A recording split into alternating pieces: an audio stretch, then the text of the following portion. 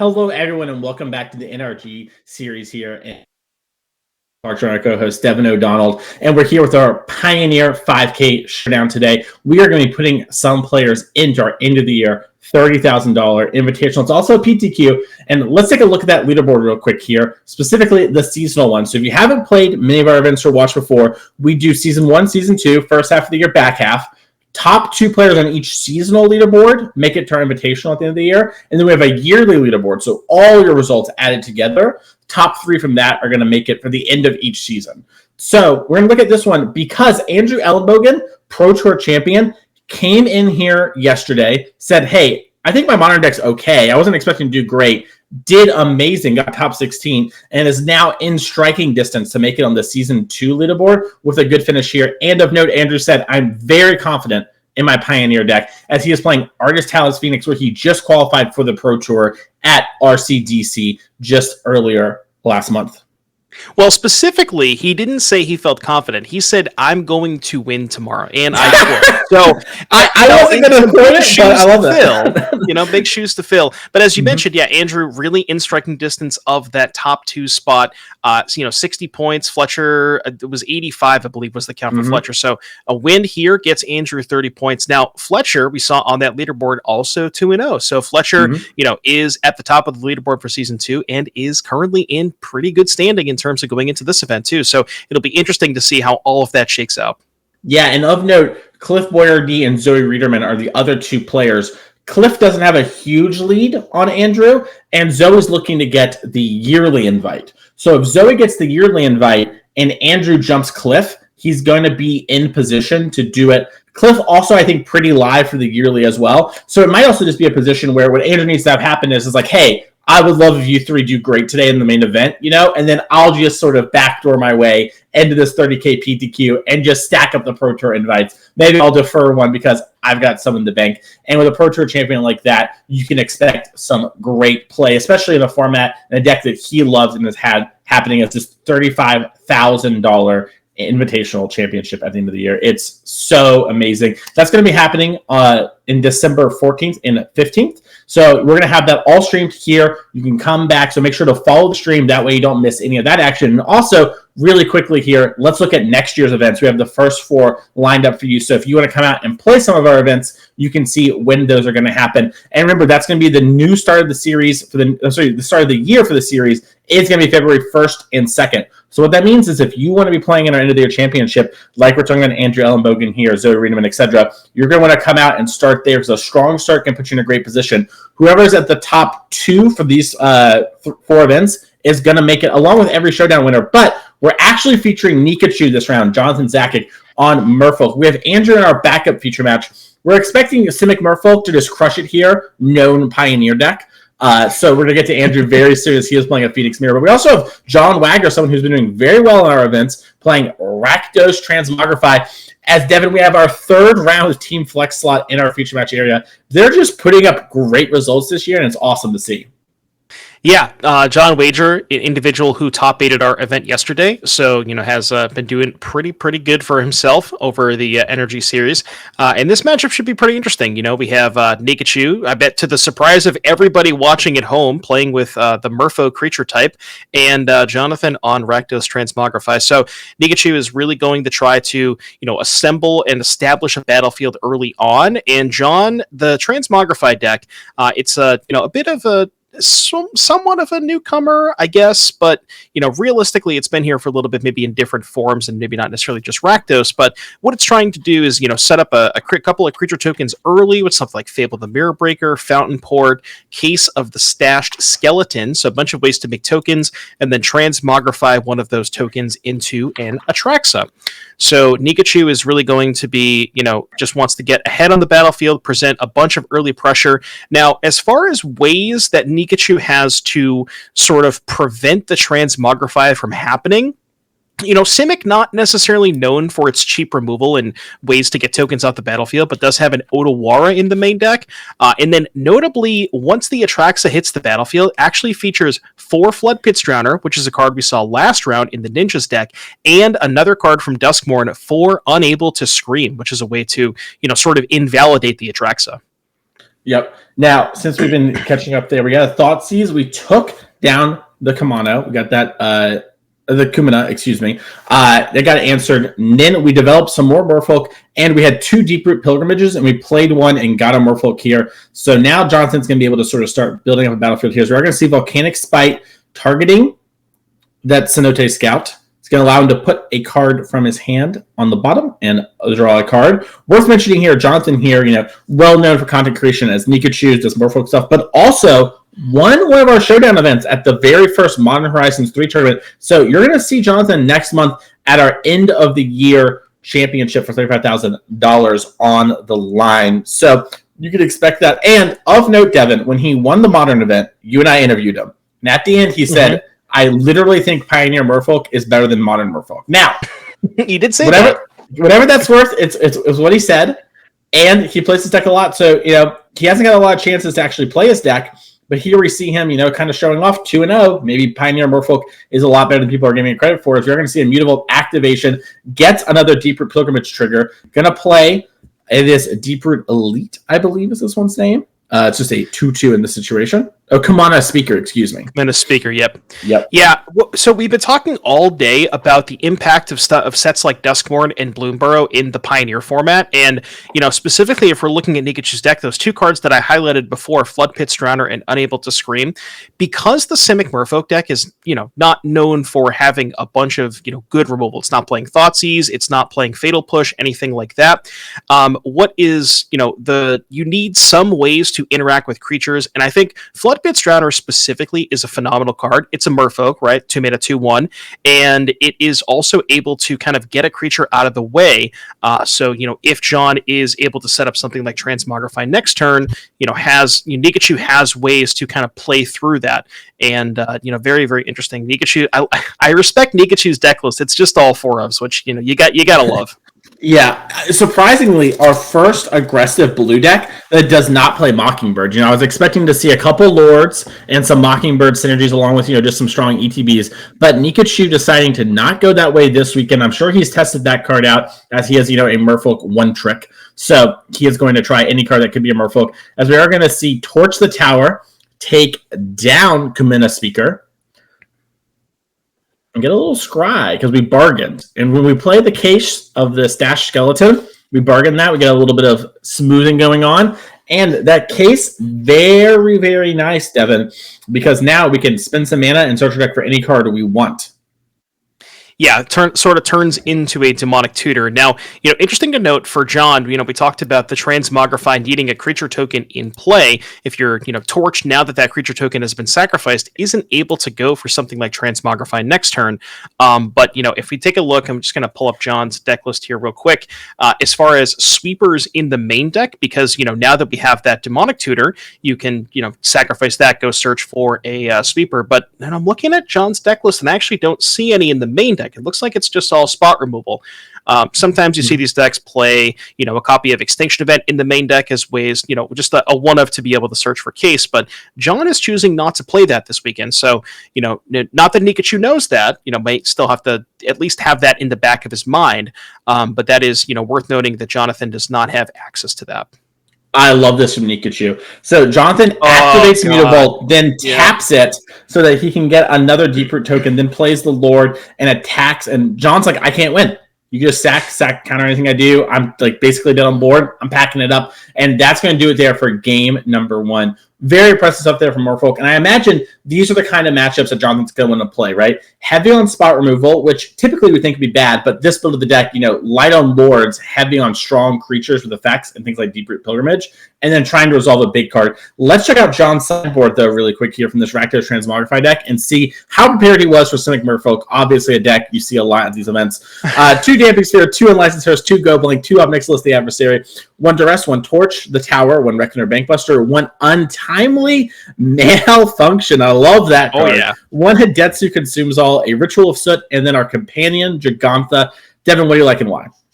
So we talked about how John does not have any sweepers in the main deck, where you would presume there's at least a couple on the sideboard. Well, there's only one, that one Ritual of Soot. That one definitely going to be coming in, along with the cheap spot removal in the form of Torch the Tower. Past those two, I don't really think there's a ton else. There's no graveyard stuff going on, so you don't really want Hearse. Go Blank is a little too expensive against the cheap Merfolk. Nixilis, there's too many creatures, so you probably can't keep that on the battlefield for very long. Duress, not a lot of targets, so I really just, maybe the Hidetsugu Consumes All could also come in. It is a sweeper, but there's really not that many one-drops from Jonathan's side of things. So, John definitely wants the Torch and the Ritual, probably the Hidetsugu, but not really a lot else past that. Yeah, it's weird, right? The Hidetsugu answers the Deep Root Pilgrimage, but only on the short term. Right. And like you just said, there's a lot of things that just rebuild. So it's kind of a weird stopgap card. This might be a classic situation of I have some cards I don't really like, so I'm going to bring in this card that's kind of mid, but sometimes is super good. And on that game would have been very nice to have. Let's check out Jonathan Benner's Nikachu's deck list here and see what's in the sideboard. This is unfortunately not all 4 ofs, but still pretty tight here. 4 Tidebinder Mage, 4 Mystical Dispute, 3 Disdainful Stroke, 2 Tashanis Tidebinder, 2 Aether Gust. What do you like here and why? So, as far as Jonathan's side of things, playing against the Transmogrify deck, you would want to have some sort of counter magic against that. A couple of Aether Gust and a couple of Disdainful Strokes. Those are probably, cards that are going to be coming in. I mean, I don't know, though. The Disdainful Strokes seem pretty good because they counter the Wraths and the Transmogrifies, but Aether Gust, doesn't really have a ton of targets. I guess you can tag a cheap spot removal here and there. If Jonathan is aware that, Jonathan is aware that the Transmogrify deck is putting in Atraxa versus Valgoboth, could maybe board in something like Tishana's Tidebinder to stop the trigger. You could also maybe consider Tidebinder Mage to tap down the Atraxa for a turn. So a lot of options here for Jonathan. Yeah, I was going to say, I think you're probably going to have the Strokes because you're afraid of Extinction Event type cards, and it hits Transmog. But then you can have Gust for the same reason. If the Atraxa lands and you draw the Gust, just Gust the Atraxa. So I'm curious to see how it goes there. Also, the 4 Tidebinder Mage shows me that Nikachu here, very interested in beating the Rakdos Valiant decks. It's like, I am not going to lose to those decks, and I wonder how bad that matchup is. We'll have to see here. As Jonathan's going to Thoughtseize Jonathan, and gonna see a hand of a 1-drop, a Cenote Scout. We might be able to get him there. 2 Unable to Screams, 1 Sentinel the Nameless City, and then 2 Flood Pit Drowners. So a hand where I think you can take a couple different options, but Devin, I kind of like getting the Cenote Scout and hoping to get a little lucky here. Yeah, I mean, Jonathan keeping this hand on the back of the Cenote Scout, he does have the option, to try and dig for a land drop. But if that Cenote Scout is taken, you look at the hand, it's 4 blue cards and a Sentinel of the Nameless City. There's no castable cards here, and Jonathan really has to find some land drops. Yeah, I like this here for John, just kind of trying to, hope that Nikachu misses some land drops. I mean, even if he finds a land, the hand's maybe not super powerful. You got a couple of Flood Pits Drowners. If you find 2 lands, you can get to the Sentinel, but you were kind of a little ways away from that. Yeah, I wonder how much what Nikachu sideboarded if he's playing like this. Drew the Mutavault, I love this. Just playing it out like, hey, if you spend your turn doing something, I might want to get in for 2. So I might as well play it because I know I can just play my Beseiju next turn and play you. I think I draw. And then pretty cool off the top. Yeah. Yeah, 2 lands off the top. 2 lands off the top here for Nikachu. Pretty good here, because now you get to hold up the Flood Pit Drowner and threatening the Sentinel next turn. Yep. Flood Pit Drowner is a Merfolk once again and has Flash, Vigilance, and puts stun counters. Then you can shuffle it and a target creature with a stun counter into their owner's libraries. I don't know if you've ever done this with Fable the Mirror Breaker, Devin, but it's a pretty fun time to do it with that. Oh, yeah. As we're going to see a Shocked and Blood Crypt here and a Fable the Mirror Breaker from John. Yeah, just going to get his very powerful enchantment. We've seen this card for the last while now in Pioneer just be the fair deck thing of choice. Doing a great job in this deck of sort of being a creature for Transmogrify while also just a card you want to play. As Jonathan has to look here, and I wonder if he really values his Unable to Screams as just like, hey, you get Atraxa down, but I'll just invalidate that. Right. Yeah, this is definitely a big part of this matchup where, Jonathan has a decent number of ways to prevent John from, getting the attracts into play, but also has the Flood Pit Drowners and the Enable to Screams to where, even if he has to say, okay, well, tap out for a turn, maybe let you put the attracts into play, has ways to answer that. And, the Unable to Screams are face up, so John is aware of that. Now, that being said, Atraxa still draws 4 or 5 cards when it enters the battlefield. So, it's not really it's not necessarily a direct answer. It, obviously removes the 7/7 flying lifelink, but John's still drawing 4 or 5 cards, is, able to convert that into the next turn. But it's a lot better if, Nikachu has a bigger board and can maybe say, okay, well, Unable to Scream, I'm going to set up for lethal this turn. You know what I mean? Yeah, we're going to see immediately John activate Fountain Port, sacrificing the Goblin Shaman, looking for something, and it was Revolt for the Fatal Push there on the Sentinel of the Nameless City. That's going to relieve a lot of the pressure there from John, and probably a sign that, John does not have a lot going on, right? Like, if you had something like Transmogrify, you might want to wait and do that on the next turn. You get hit a little bit, but needs to relieve the pressure here. Nikachu going to activate the Mutavault, get an island on top. That one goes to the hand.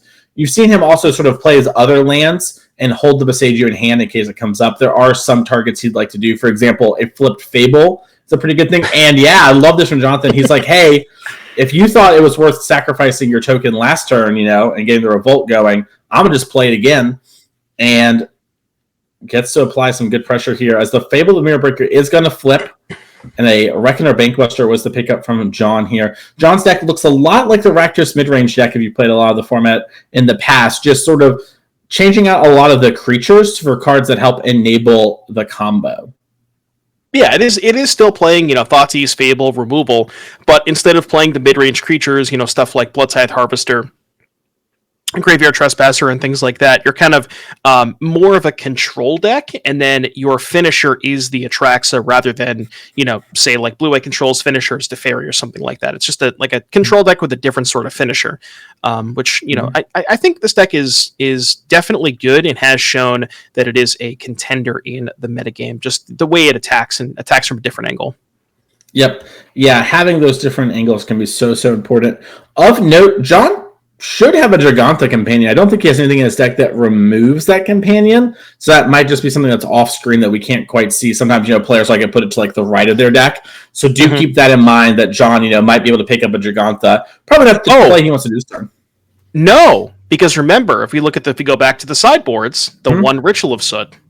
Oh, sure. That's a good point. I didn't see the Giganta in game 1, so I thought that might have been the case, but you're right. Ritual Soot's a card he probably does want as we play Case of the Stashed Skeleton here. And that one's going to allow us to go find a Transmog or maybe a Ritual Soot or anything we want. Also, a great thing to use with Fountain Port. So, I'm going to see how he wants to do it as we're going to pass it back to Jonathan. We have Mutavault and a Blood Crypt up. Yeah, so you could... trying to think. Basically, Jonathan is in a position where really wants to make sure, if there's a way for Jonathan to assemble a 2-turn lethal, that's what he's trying to figure out this turn. Maybe you say Flood Pit Drowner, the Reflection, animate the Mutavault, attack with everything. John trades Mutavault for Flood Pit Drowner, or even trades Mutavault for Mutavault, takes 5, falls down to 7, and then maybe the Mutavault can get the job done next turn. So we're going to start with Unable to Scream on the Reflection. And I don't hate this either, because now you could also consider playing the Besagio, animating the Mutavault, attack with everything, and then if the Mutavault stands up, then you can go Flood Pit Drowner, tap the Mutavault. But looks like John is just content with chump blocking the Sentinel, which also makes sense. Wants to make sure he's not taking a bunch of damage.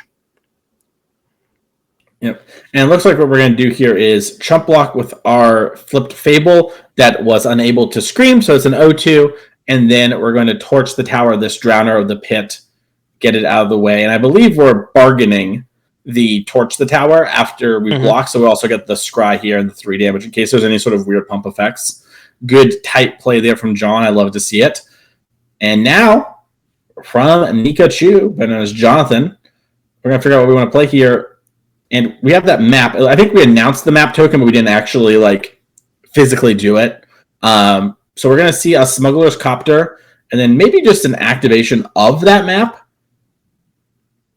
Yeah, Nikachu really preserving this Boseiju. Has had the opportunity to play it a couple of turns and has chosen not to play it. We really want to maybe hold that up for something like to kill the skeleton, or not the skeleton, but the case rather, where if, John removes that skeleton from the battlefield to, as you see on your screen, solve the case, you could Boseiju that before it is able to be activated, and Nikachu decides against that, rather wants to deploy the land to potentially hold up a Flood Pits Drowner. Yeah, I think the fact that the case gets solved at the end of turn and can only be used as a sorcery has Jonathan being like, okay, I can take a bit more of an aggressive posture here and just set up to have a bunch of creatures and then hope to, maybe draw another creature off the top, ideally a Lord, crew this, Smuggler's Copter, and then get in. And with all these map tokens too, Nikachu might pick up some lands to Smuggler's Copter away a land into, a real spell. And that's how these sort of decks can take over these games. As you know, John has a lot of the tools to stop what Nikachu's trying to do, but it can be kind of tough. We do see kind of a funny land here in the hand of Jonathan. The tree? Yeah, the tree. The World Tree. When you have 7 lands, it just makes everything tap for all the mana. So that's a good way to have one land in your deck that enables Atraxa. Kind of a flex slot, right? So now, if the game goes super long, you can play it. You see some players just lean on Giganta. But John here saying, hey, I'm going to lose, a little bit of consistency in the early turns and sacrifice the second Mutavault that some players play in order to have this. And you see Nikachu taking a second to be like, what's that one do? So it's like it's the bigger Borg. As we see, the Flood Pits Drowner is going to tap down the skeleton. So now Nikachu, assuming, say, Nikachu bricks, you can go use the Flood Pits Drowner, animate the Copter, animate the Mutavault, get in with everything. Maybe Mutavault trades Mutavault. That's 6 damage coming across for Jonathan, putting John down to 6. And yeah, you mentioned if there's a Lord off the top here, maybe something like a Vidalian Hexcatcher, that could, make the clock a little bit bigger, as well as provide some sort of disruption here for Jonathan. Yeah, and I think we're going to probably see here, no matter what, we're going to leave it on top. We're just going to think through to make sure we're setting up lethal, because now you guarantee another mana for another point of damage, and you get to spread that around as well to play around some interaction.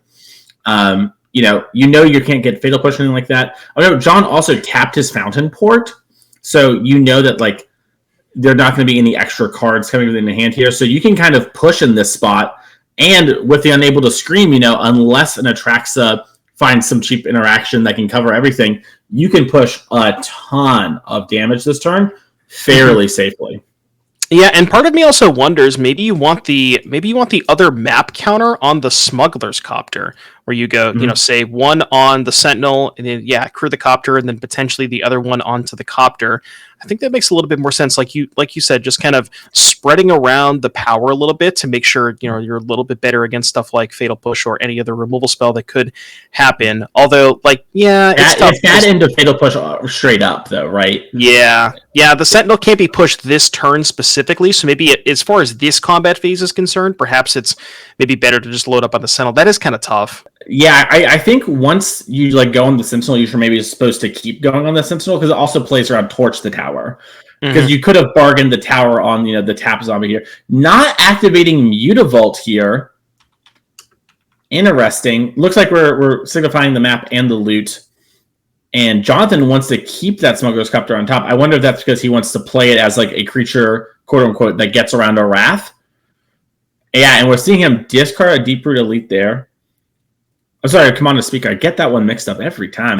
But we are going to see Mutavault animated. They do look similar. Yeah. We're going to get the block going on here, and then maybe a little activation of... yeah, you see a laugh here from Johnny. He's like, oh yeah, I have a piece of the Buffalo. Reckoner Bankbuster, get my card. Mutavault's going to die. That's going to be 4 damage coming across the John. So going to put John down to 8 life. And then you could just probably cast the other Smuggler's Copter, and then next turn you have the Mutavault and the Drowner to animate both Copters. That is only 7 in the air, so it's not necessarily representing a lethal attack, assuming that John has a blocker for the Sentinel, which we presumably will, because we can... Love this. we played the copter, and now we're crewing to put a counter, hopefully, on the copter, and we hit a lord nonetheless. There you go. Yep. So now you have 8 damage in the air. You did need to have a creature on top, but this also meant if you had a land on top, you got to dodge it. So really well played there from Jonathan. We see a knock of the deck there from John. He knows he needs something here, and he also knows Atraxa, aka Transmog, is probably not it. And that is a tough place to be when you're playing against decks like this. And doing your thing isn't enough. So we're going to see John have to take a second and be like, what can I do to get out of this? Yeah, there's not a lot. I mean, we talked about the sweepers, right? There is the one Ritual of Soot, but even if the Ritual of Soot is found, right, you still have the Smuggler's Copters. And actually, that would just be lethal, right? Because the Hex Catcher and the Mutavault can crew both Copters. That's 8 damage. Yeah, I think this is a spot where John had to have the Fatal Push already and then draw the Ritual of Soot. And it looks like we do have a Fatal Push now, but we don't have enough to stop everything because we can hold up the push, but we still have these other 2 creatures on the battlefield. In all the lines we talked about, they're dead. In reality, you got to get them gone first, and John's unable to do that. And I think Jonathan, better known as Nikachu, is about to move on to 3-0 with Simic Merfolk. As it looks the like band can't be stopped. He cannot be stopped. Double Fable Thoughtseize. Fatal Push is the hand here from John Wager, and it is unable to do anything as Team Flex Slot is gonna take an L here this round. Unfortunate for them. And you see he's just like, well, I'm just gonna play my cards. It's all face up. It's also very relevant because this Lord, lets you spend a mana to counter a spell.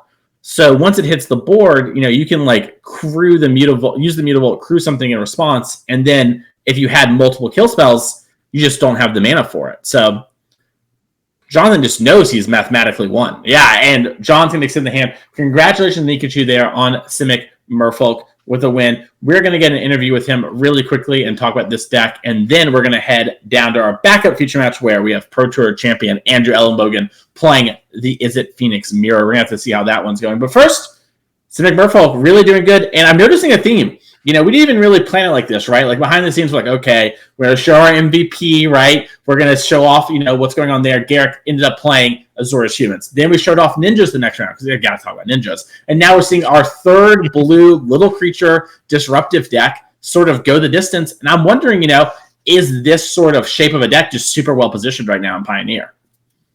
Yeah, I mean, Nikachu really showing us the power of the fish. There's a lot of sweet new cards in Nikachu's deck, and just the combination of cheap curve, lords, powerful 3-drops like Sentinel and Kumena. We didn't even get to see the interaction between Smuggler's Copter and Deeper Pilgrimage, but that one's pretty cool, where for every single creature you have, you can tap one individually to crew the Copter, and that'll get you another token off Deeper Pilgrimage. So a lot of cool stuff going on, but yeah, there's a common theme here. It seems to be that maybe Mutavault's the best land in the format, potentially. Yeah, definitely. I think another thing, too, that's really interesting about this deck is, we're choosing not to play Collecting Company. I think literally to enable the combo you're talking about, plus the 4 Unable to Screams, if you want to play that card, that's going to make your Cocos a lot harder. And I also wonder how much advantage he's getting from that, right? If I'm playing against Simic Merfolk, game 1, I'm assuming there's at least a Coco in the deck, you know what I mean? And suddenly, he goes turn 4, I'm tanking, I'm like, oh, what's going to happen? And then suddenly, it's not there, but who is here? Jonathan, better as Nikachu. Let's cut down to our interview and talk to him. Congratulations on being 3-0. How are you feeling right now? I'm feeling great because I've been pumping up the reputation of Pioneer Merfolk, and finally I can actually start this tournament 3-0. Last Pioneer tournament I started 0-3 instead of getting these other random fringe matchups and getting the matchups that I want, like a lot of tier 1 decks. Yeah, I was going to say, so when you and I last talked, you had just won the NRG. It was exciting. And you told me, which I brought up earlier, Pioneer Merfolk better than Modern Merfolk. So I'm going to ask powerful in Modern and Legacy combined. Not even close. Not even close. All right, well, you're starting off 3-0. You mentioned you're kind of getting the decks you want. Is this a deck that really excels in those kind of matchups of sort of exploiting? What makes this deck feel that way and make you so confident in this? I am very good in any really slow moving attrition matchup. So blue-eye control, black-red, vampire-like decks. Unfortunately, the bannings didn't favor me.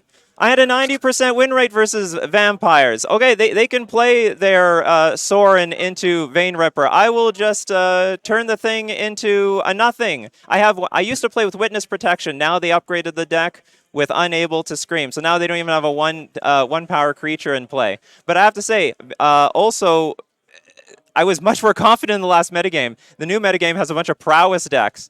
And I'm not good versus any Slickshot deck. So I'm rooting for the blue-white control decks. I'm rooting for the Waste Not, the black-red mid-range decks to all eat up those decks so that I'm going to end up playing those later on in the tournament. Yeah, when it comes to the list specifically, we've been talking a lot over the first couple of rounds about all these new cards from Duskmourn and Bloomburrow, and you're playing 4 Floodpits Drowner and 4 Unable to Scream, which, Simic, you don't necessarily associate Simic with good removal, but talk to me about these cards. How have these been for you? The main reason Pioneer Merfolk had no chance was because they had no answer to some brick wall in play. In Modern, in Legacy, any random creature you have on the board can be converted with damage because of the Island Walk Lords. You do not have that in Pioneer. That is why I put priority on the Smuggler's Copter. That unbanning was a huge deal to the Merfolk deck. I put priority on Kumena, Tyrant of Vraska, to also get into some unblockable damage. Deeproot Pilgrimage can go wider than my opponent has creatures, or worst case scenario, if they do have some gigantic creature in front of me, I will play some. Previously, I was playing with Witness Protection and Eaten by Piranhas, which basically turns the creatures into a 1/1 nothing. And now I've upgraded the deck with Unable to Scream and also Floodpits Drowner, which ended up being like a pretty good replacement to Eaten by Piranhas. It locks the creature down long enough and has and I like that it has flash, so I can surprise my opponent, but enough to keep those blockers at bay, because it was the blockers that really killed this deck for having any chance in the game. Gotcha. That makes a lot of sense. And I want to touch a little bit on what you said there with the surprise. And I want to look ahead to next month with champs. Now, you're already qualified, right? Today you're battling for glory, cash, etc. But, give us the it's just you, me, and 1,000 of my closest friends, and Devin.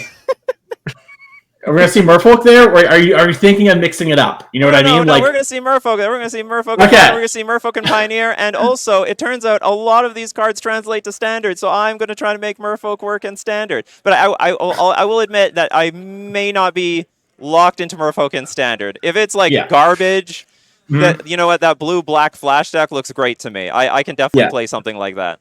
I was going to say, I feel like, as long as you put in a couple hours trying to make it work, no one's going to give you anything for saying you're going to try it here, and you end up playing a Merfolk-style deck. Well, either way, thank you so much, Nikachu, for coming on and talking to us. Hopefully, we'll be seeing you in our elimination rounds with this Merfolk deck, crushing it.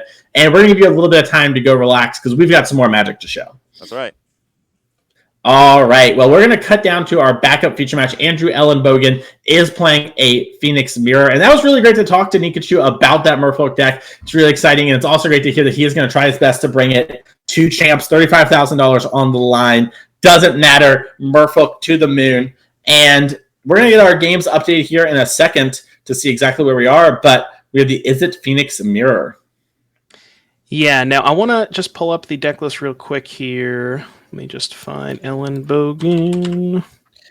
There are some differences in our decks here. That's what I wanted to go over. So Ellenbogen is kind of playing the somewhat more, I guess this one's a little bit more popular as of recently. This one is 4 Artist Talent, less Ledger Shredders. I shouldn't say 0 because there are still 2 Ledger Shredders in the deck. But if we can get Artist Talent up on screen, this is a card that we saw on camera earlier in the Lotus Field decks, where kind of utilizing that to churn through a bunch of cards, eventually find the piece, set up the combo. With Phoenix specifically, it is whenever you cast a spell, discard a card, draw a card, get some Phoenixes in the graveyard, fuels Treasure Cruise, so fantastic card there. And then that is what Ellenbogen is playing. When it comes to fill-ups, there are also 4 talents, but no Ledger Shredders. Still 4 talents, though.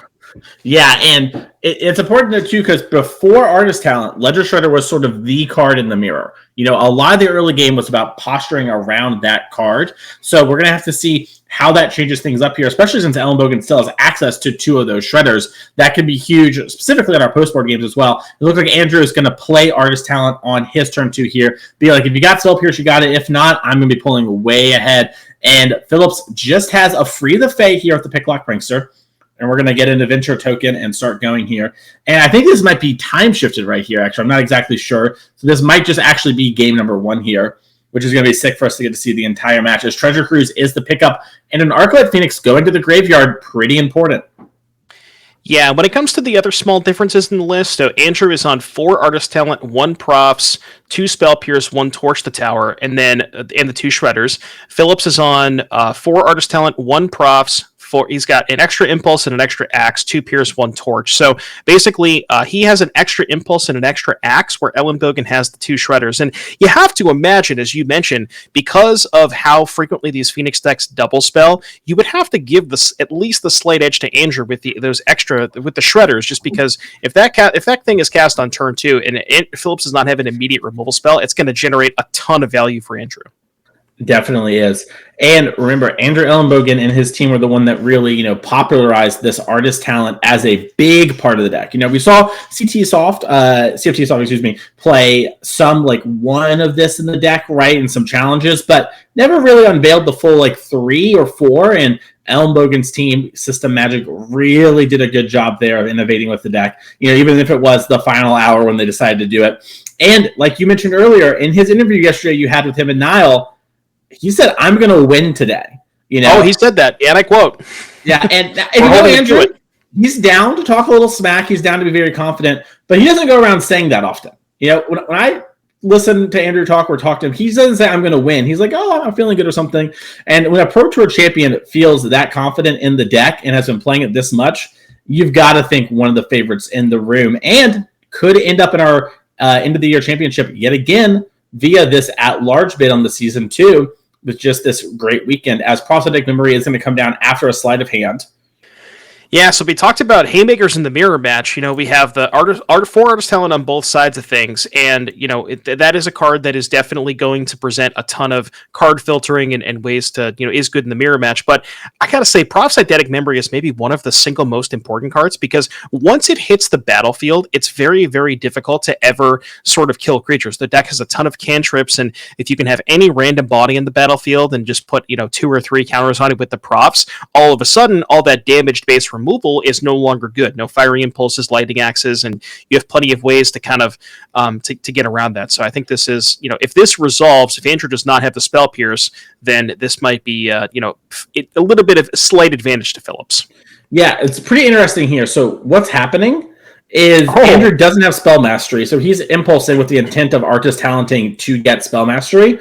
But Phillips is responding and Lightning Axing his own his own Picklock Prankster, in order to get the Phoenix in the yard, because there's nothing going on for Andrew, and Phillips just has a handful of removal. He's like, all I have is removal. I might as well get this Phoenix in the graveyard and set up this Treasure Cruise, and next turn hope to pop off here. So Phillips now going to resolve that Eidetic Memory, going to get the card draw. Andrew did not draw the Spell Pierce, like you mentioned, might be huge as going forward, and is setting himself up for a big turn next turn. Andrew's going to free the Fae, triggers Artist Talent, figure out what he wants to rummage away. Has a Consider in hand, has a Lightning Axe, another Free the Fae. All pretty good cards. Looks like Lightning Axe is the pick. And, Phillips with 2 Phoenixes in the graveyard, Andrew currently with 1, and then, with the Prof's Eidetic Memory. So what ends up happening a lot in these kind of Phoenix mirrors is, one player will get Phoenixes back, player will maybe block with Phoenix, the next player will get Phoenixes back. There end up being a lot of trading, right? Where, you get your Phoenixes back, they block with theirs, and so on and so forth. You kind of just do this over and over again. But the kind of the way to break serve, I guess, with that is the Prof's Eidetic Memory, because now, they're not trading for your creatures, they're chump blocking your creatures, and you have, you can maintain a battlefield, especially with, as we see, a Treasure Cruise in Phillips' hand. That one pairs pretty nicely with Profs. Yep, we're going to see a Consider, trigger the Artist Talent, discard a Steam Vents, tank on the Consider, decide to keep the card. This is going to be our 3rd spell. Phoenixes are coming back now. We have an Opt, not the Treasure Cruise you might want, but you do discard the Phoenix, which you love to see if you're an Andrew Ellenbogen fan. And that means there's 2 Phoenixes coming back here. And, Phillips had removal, used a little bit to set up his own Phoenixes, obviously still has a handful of removal, and this might actually be great for him because he needed a target to get that 3rd spell as he draws a 2nd Fiery Impulse. Yeah, I kind of want to I guess I'm already going back on what I said last turn. So, I mentioned that there's a lot of trading that happens, but it turns out if you're the first person to get the Phoenixes, then, look at Phillips already down to 10. Andrew's got two of them in play. I mean, Phillips could do a little bit of cleanup duty, maybe find some removal spells. Both players are playing with one copy of Torch the Tower. That is a way to kind of exile one of those Phoenixes permanently. Phillips going to be casting a Cruise here. Now, importantly, worth noting, Phoenix plus Prof does not really work the way you want it to, where you need to have the creature in play when you go to begin combat. So if, say for example, Phillips just says play third spell, go to combat, those Prof's counters will not be able to be put on the Phoenixes that are being returned. So maybe if he has a land, a 1-mana spell, and then a 2-mana creature like a Picklock Prankster, could maybe go, get the Phoenixes back and then load up a bunch of counters onto the Prankster. Yep. We are going to see a tapping of 2 mana. We know there's no Letter Shredder in the deck, so that can't be it. But it's actually going to be Artist Talent. And we're going to consider here, trigger the talent. Now, the Profs is up to 6. It doesn't have any target like you mentioned for how it works, but it just also goes to show what you meant by Prophetic Memory earlier, right? Like, yes, Andrew hit first, but now that Phillips, has this card, he could just basically one-shot Andrew on the next turn. I'd be really curious to see how he wants to play with these Phoenixes, because as we just mentioned, he does kind of have inevitability here. And Andrew's pointing out you don't actually have to do this. Oh, I wonder, maybe Phillips didn't know that. Yep. And, it's a very weird interaction, very easy to miss and mess up, because you just think, I get there, I target the thing, but it's not exactly how it works. So I'm curious to see here.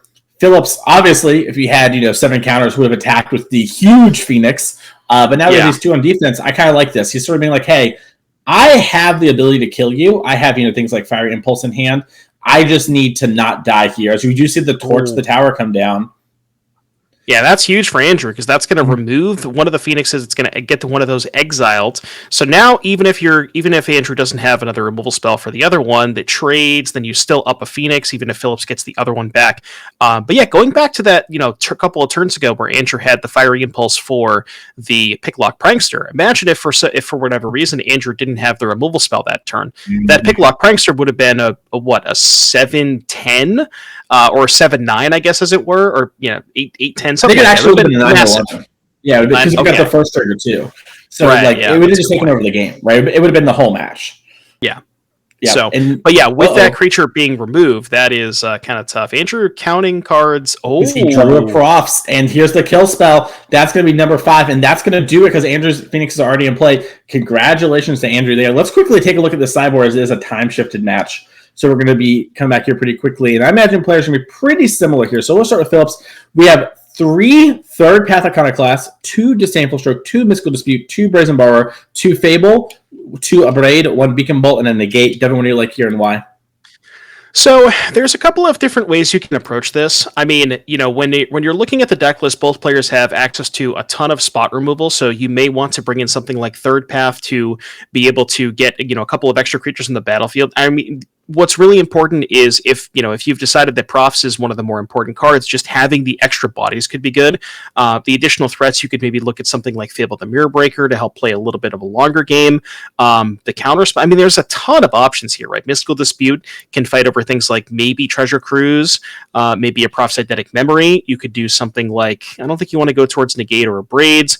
Borrowers to have a little bit of interaction against specifically the Prof's Eidetic Memory if that goes off a little bit too much. So, there's a lot of different options depending on how these players want to kind of, position themselves in terms of, I think it's a play draw matters a lot too.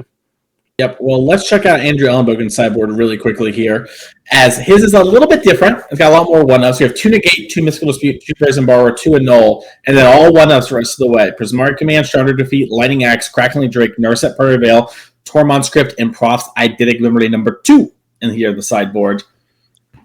Yeah, I actually think that Ellenbogen's sideboard is quite a bit better in the mirror match. So Narset is kind of a slam dunk. That card prevents Cruise and all the cantrips from happening. The second Prof's Eidetic Memory is very, very good. The Annuls are kind of decent because you're fighting over their Profs as well as their artist talents. So I think Andrew has a bit more specifically targeted cards for the matchup.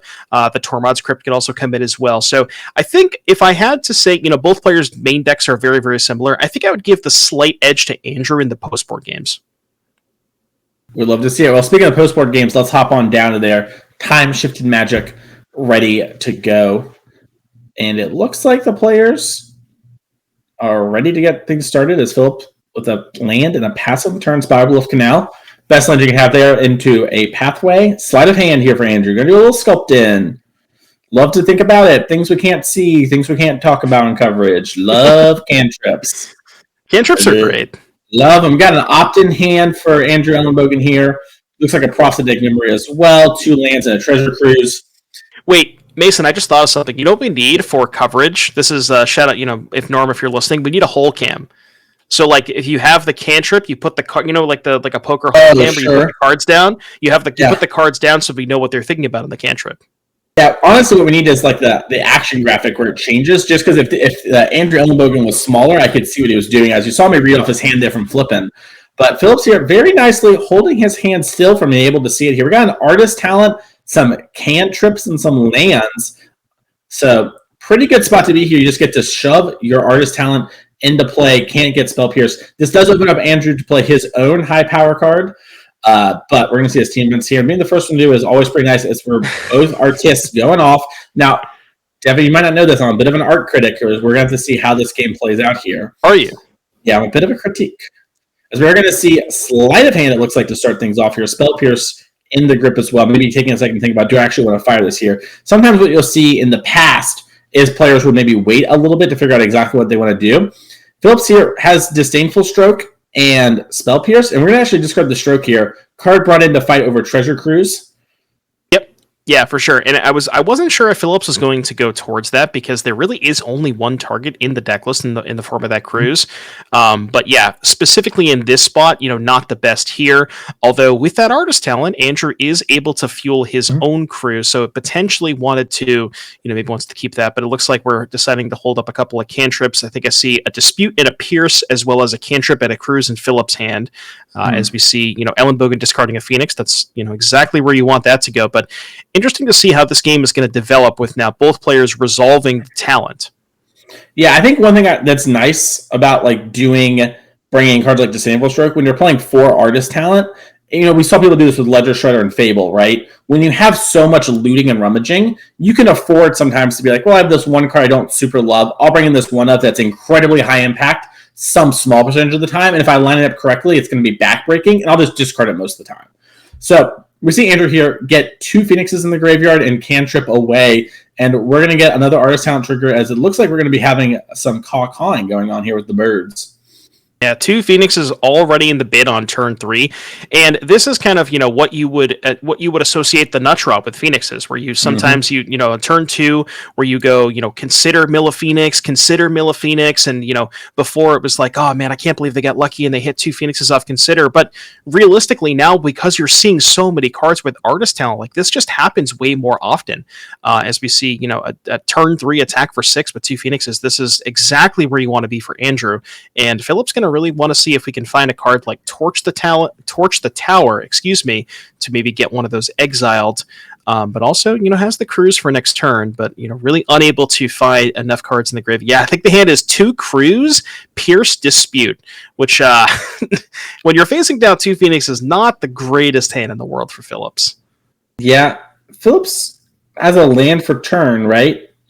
Still, I guess you could just hold it because of artist talent. It's a fair place to be. Yeah, which I think is maybe what's happened here. Is Andrew's thinking? Wonder which we're thinking about, because this is Andrew's 3rd turn, right? What are we? Yeah, I'm not exactly sure.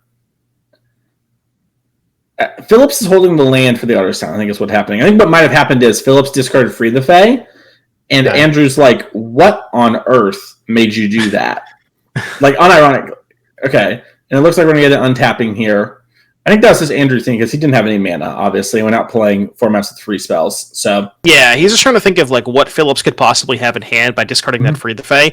Now, Phillips get awkward for Phillips here because he had 1 cruise at the time and decided to prioritize discarding rather than casting the Free the Fae to fill up the graveyard, but got max punished by drawing that second treasure cruise, as we see. Yeah, just really the only option available, just leading on a 3-mana cruise, which is good. 3-mana draw 3, pretty good, but not great when you're facing down 6 power in the air. Yeah, and this is going to be an interesting spot. We're going to probably see Phillips not use the kill spells until the next turn. That way the Phoenixes don't come back. But he's just in a really awkward position where, Andrew has gotten to be the one to put the pressure on him. So now Phillips has to respond while Andrew gets to sculpt. And with this deck, once you're kind of ahead a little bit, you kind of stay that way with your opponent, right? And these threats don't get answered permanently very easily. So Andrew just gets to kind of build, threaten with, a Prof's Dynamic Memory here. Oh, cool. That's a good find here for Andrew. And that's gonna trigger the talent. So he's gonna get a card off the talent and a card off the Prof. That's representing an 8-point attack. Mystical Dispute in hand, though, for Phillips. Yeah, could fire that off. But now Phillips has to decide, do we want to dispute the talent or do we want to try and go for Torch the Tower this turn? Probably. See, it's interesting, right? Because you could let the talent resolve, and then whichever creature the talent or whichever creature the Profs is targeting, you could torch that one. I think I get where you're coming from. I think you just have to fight over this Profs. And if Andrew has it, he has it. Because it's just going to, like we just said, it gets worse and worse. But now Andrew has Profs and talent, and you just have talent. And you don't even have any Phoenixes yet. So this is all in response to this. So we're not going to get the loot here. Now, Andrew does let him loot first because he doesn't have any mana, and that's going to the Spell Piercers have it lined up. So he's going to get the loot here, and this is probably going to be game over. Phillips, I like the play here. You have to fight over this. You could have maybe, like Devin was saying, tried to fight over the Phoenixes with a kill spell, but if Andrew has a Spell Pierce, it's going to be in that same spot. Obviously, he'll get more looks at it as the turn progresses, but we're seeing sort of how powerful Artist Talent plus Prosthetic Memory can be here. And I think if Andrew has a cruise, we're done here because that's going to be 3, 6, 9, 12 damage. So we'll see if Andrew does have the... Well, it's actually going to be 13 because of the one from talent, but Tormod's going to trigger the talent. That's kind of cool. Yeah. Let's see if we can... So now, actually, a cantrip might do it, right? Okay, well, that's more than a cantrip. We also have a Phoenix in hand, and so that is lethal because we're going to talent, discard the bird, and Phillips is like, yeah, I'm down on board with that. So congratulations to Andrew Ellenbogen. This was a time-shifted match, so that's going to do it for that round when it comes to that. But let's take a look really quick at our leaderboard because Ellenbogen, is really throwing a wrench in things, so especially on our Season 2 version of it. He came in this weekend kind of, a little bit of ways, but not out of the pack. Had a good finish yesterday. Now has 60 points. Is 3-0 in our event, and if he wins today, first off, it's a showdown. He's just in, right? He just immediately makes it. But also, if he gets second place, he's going to get a huge jump of points, and that's going to cause some real problems for our players like Cliff Boyardee and Fletcher Johnson and Zoe Riederman. Zoe's looking pretty safe when it comes to the yearly leaderboard, but Andrew Ellenbogen, our Pro Tour champion, is looking pretty good on this deck, and it could be causing some major headaches for our competitors today. Yeah, absolutely. It's going to be very interesting to see how all this plays out. I don't know if we have the season-long leaderboard that we could take a look at here, just to kind of get a better idea. We also have Garrick Alford playing for MVP, Connor Mullally, who I believe is not having the best day so far, and then Cliff Boyardee also in contention. So, this is the last event of the year before Champs, and it's going to be very, very, awesome to watch all of this fold out towards the end. Yep, and let's pull up that list of qualified players. I want to show off everyone who's been crushing it this year. Last year's champion, Steven Dykman's back. Then take a look at everyone here, and you can look back over the year of all of our players who qualified. Matthew Hoey won the first one. Sean Gallagher, kind of won the showdown the next day on Sunday. They are playing Standard. Dominic Harvey just won both. Back to back on the same weekend, and then kind of pieced out, went and had a bunch of Pro Tour tournaments he had to play this year and says, I'll come back with a $35,000 prize pool. We had May French win. We saw the team here crush it. Then Nikachu won our first modern event, and then all the rest of these events, so many great players are going to be at this, and so many Pro Tour caliber players too, right? Dom and Theo played all the Pro Tours this last year. right? Played Worlds. These are very strong players. It's going to be so exciting to watch. So make sure to follow on Twitch for our $35,000 player. We have 7 spots remaining. We're going to crown our winner today and the 6 at large. It's going to be very, very exciting. Excuse me, 6 are at large because we crowned one yesterday as well. So I can't wait to see that happen. But we're going to take a quick break this round. We are done with all our future matches. We're going to set up for the next one, and we'll be back as soon as possible. See y'all then.